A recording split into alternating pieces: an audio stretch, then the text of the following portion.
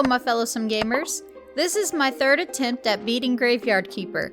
It can be very overwhelming, but it's easy once you know what you're doing. Here are 15 things I wish I knew before starting Graveyard Keeper.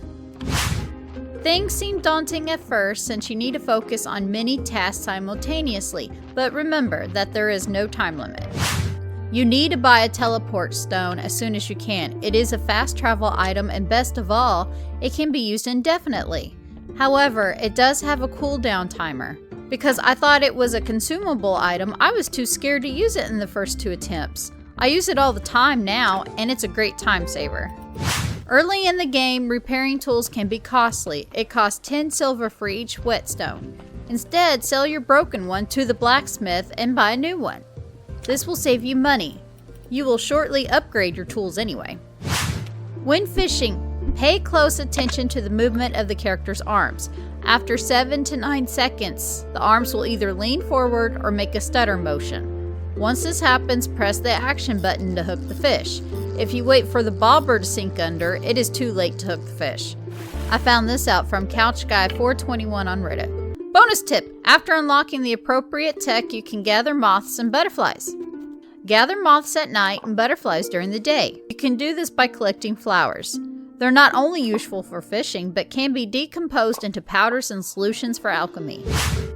I honestly didn't know this and found it by mistake. You have a hotbar and you can equip items to it. This is a time saver. Whether it's food or potions, having them readily accessible will save you from navigating the inventory mid-task. Here's a mistake I made early on. Yorrick asked you to get rid of a body. I threw the body into the river above the bridge. Don't do it. Instead, dispose of it below the bridge. If you throw it above, the quest does not progress. I saved the game before I realized and had to start over. Unlocking the quarry should be one of your first big goals. It is a gold mine, pun intended, for unlimited coal, iron, stone, and even logs from the big tree, with the help of zombies. Plus, this is where you'll find your first zombie worker, buried underneath some rubble. That's if you have the Breaking Dead DLC. Unlock graveyard enhancement tech as soon as possible. This will allow you to build lawns and flower beds, which improves your graveyard. This is the best way to improve your graveyard early game. Improving your graveyard quality directly impacts how much money pilgrims will donate each servant. When you are able, craft the combo prayer to earn more faith and money. Use paper to rack up science points and study as many items as you can. Not only does this earn you early tech points, especially blue, which are crucial for progressing technology, but it also reveals that it can be turned into powders or fluids, essential for alchemy.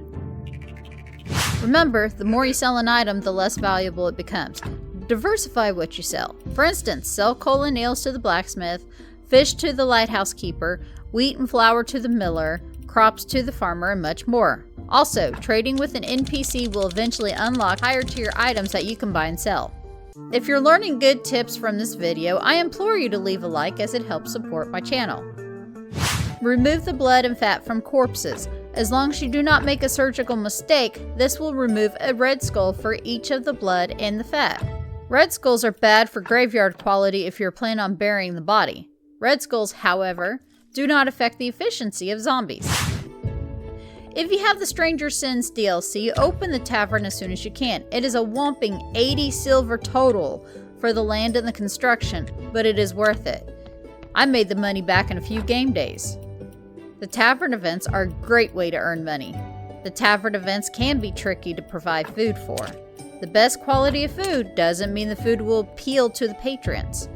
Sometimes, lesser quality is better. I recommend checking out the event food list on Reddit.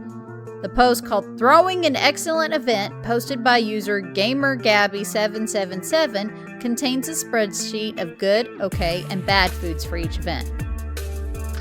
It is a fantastic resource to plan your activities and ensure you make lots of money.